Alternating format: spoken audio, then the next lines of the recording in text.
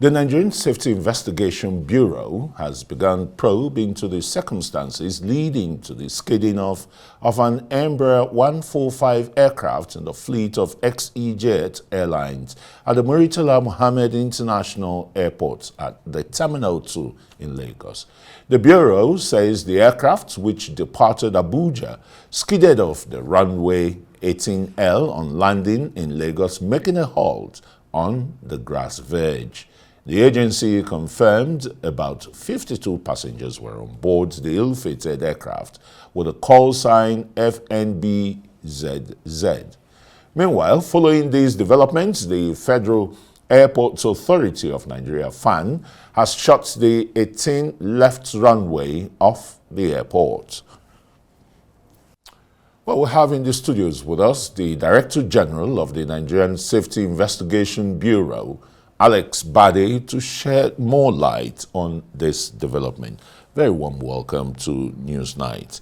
Tell us, isn't this one crash landing or skidding off the runway too many in just about 3 months? There was one about 3 weeks ago. Dana, it's in suspension, it's still being investigated, and another less than 24 hours ago. Yeah, I'm very concerned. This is the third one this year. But this is, this is the third airplane going off the runway, but this is really a second overrun. This is an overrun. Okay. It's a skid from what we know so far today.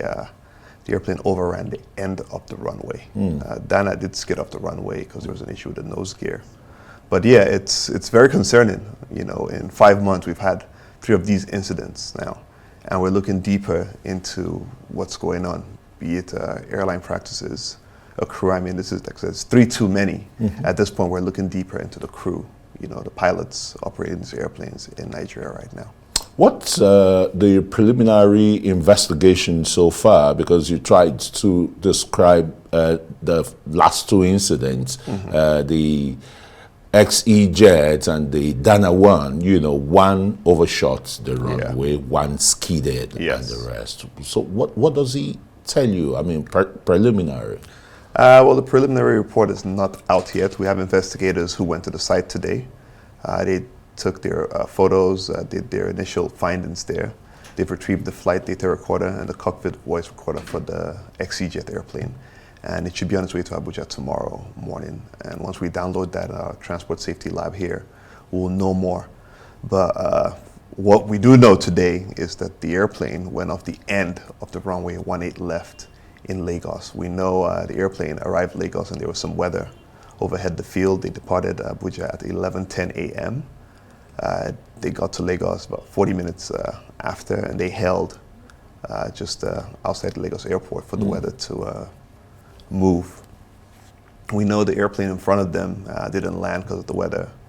We know they must have had better weather, assumed they did, and attempted to make a landing at the airport in Lagos. And so far from what my investigators have said, it seemed that they landed a little long, meaning they landed, they ate up quite a bit of runway.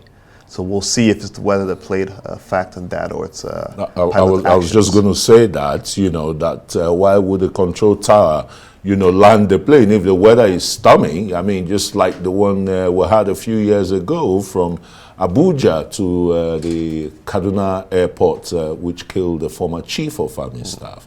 Weather was bad, and, you know, what kind of synergy is there, you know, between the control tower and the pilots? Well, I wouldn't blame the control tower.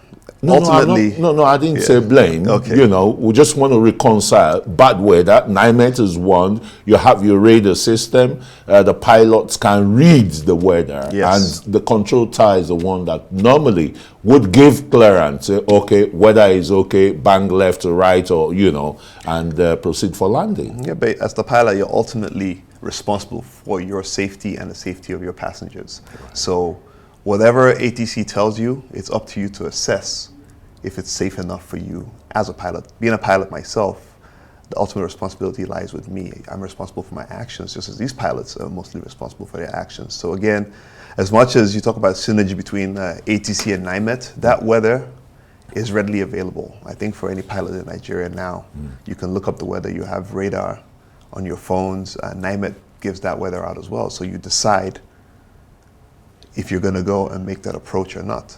You know, ATC can only tell you the conditions on the field, and as long as it's legal on their end, it's up to the pilot to decide to make the approach or not, which is why I said I'm looking deeper into pilot actions now, because this is 3 too many in a span of 5 months. Yeah. That's, you know, it's a lot of incidents already, and it's a precursor to what could be if we don't look deeper into these things and ensure that people are taking these safety recommendations seriously.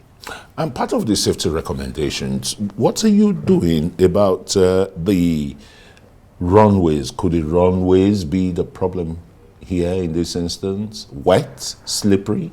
I mean, for any wet runway, you know, yes, that's an issue. I have not heard anything confirming today's incident had anything to do with the runway being wet per se. I mean, planes are made to land on wet runways either way, and I know FAN is, they've been doing a pretty decent job with the runways. I know there's insinuations that the runways might have been flooded today, but from what we have, that is not the causal factor. That could change once we get more data.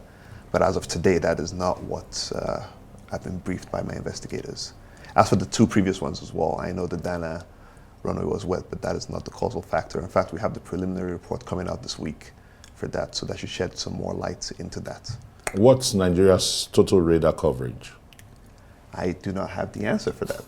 That would be a NAMA. That would be a national you're a pilot. You're a pilot. Yes, you flew in Nigeria. I mean, and so in the US and the rest. We do have. Do we have a total radar coverage of Nigeria? Yes, we do.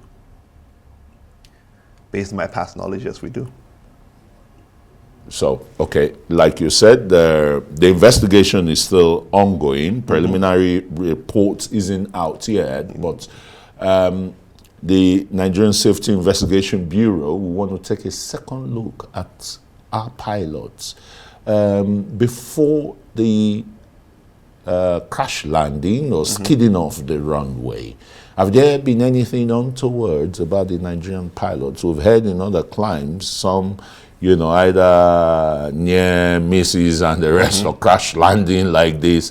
They would say they've been on the roll on alcohol and the rest. Have you ever had incidents like that? No, it's not. I wouldn't call it alcohol. I would say it's unfortunately, the world has moved on, and we all know the economic situation in Nigeria.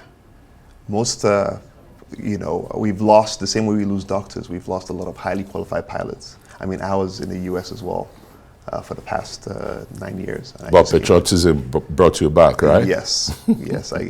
Home is where the heart is. Right. But if you're talking compensation is out there is better than anything you would find in Nigeria. Yeah. Where pilots are poorly paid in Nigeria. So now you start to look, there's a trend, I don't want to cast aspersions, but you know, a couple of these incidents have now had expat foreign pilots in the cockpit flying these airplanes, and they're typically, most people come and see maybe a foreigner up there and decides, oh yeah, they feel more confident. But you know, this year, as the data is showing, that might not be the case. So we need to start looking into these hiring practices by these airlines. What sort of pilots do they bring in from out there? Because unfortunately, all the good, you know, or most of the well-trained Nigerian pilots are abroad, just because the airlines here, you know, might not pay or keep up with what's attainable in the world. And you know, everywhere there's a shortage of They're pilots. not competitive. We're not competitive at all. Not at all. All right, Alex, let's not preempt what your investigation is going to be. Alex Badeh is the Director General, Nigeria Safety Investigation Bureau. Thanks for coming to speak with us on Arise News. Thank you very much, Christian.